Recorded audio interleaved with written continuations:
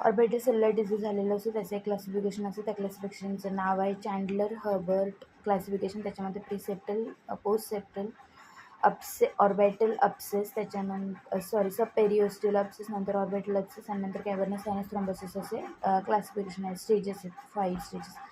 प्रीसेप्टल असे अप्सेस cellular disease जे orbital septum असतो त्याच्या पुढे फक्त इन्फ्लमेशन पसरलेलं असतं. पोस्टसेप्टलमध्ये तो आणि त्याचा मागचा पार्ट पण इन्व्हॉल्व झालेला असतो.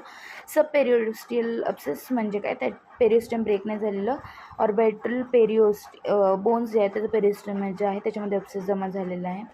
आणि ऑर्बिटल अप्सेसमध्ये काय लक्षात ठेवायचं आहे की ऑर्बिटमध्ये अप्सेस फॉर्म झालेला असतं आणि पेरिओस्टियम पण ब्रेक झालेलं असतं. आणि स्टेज 5मध्ये लक्षात ठेवायचं कॅव्हर्नस सायनस थ्रोम्बोसिस. त्याच्यामध्ये जो हे सगळं अप्सेस तयार झाले ते कॅव्हर्नस सायनसमध्ये थ्रोम्बस तयार करतं. आणि त्याच्यामुळे काय होणार, आपल्याला प्रोप्टोसिस होणार, आय मुवमेंट रेस्ट्रिक्ट होणार, डिप्लोपिया होणार, पेन होणार डोळे हलवले की. आणि त्याच्यामध्ये काहीच नसतं. IV अँटीबायोटिक्स देणे ही ट्रीटमेंट असते, बाकी काहीच नसतं. रेटिनायटिस पिगमेंटोसा जर झालं तर त्याच्यामध्ये तर काहीच ट्रीटमेंट द्यायची नसते.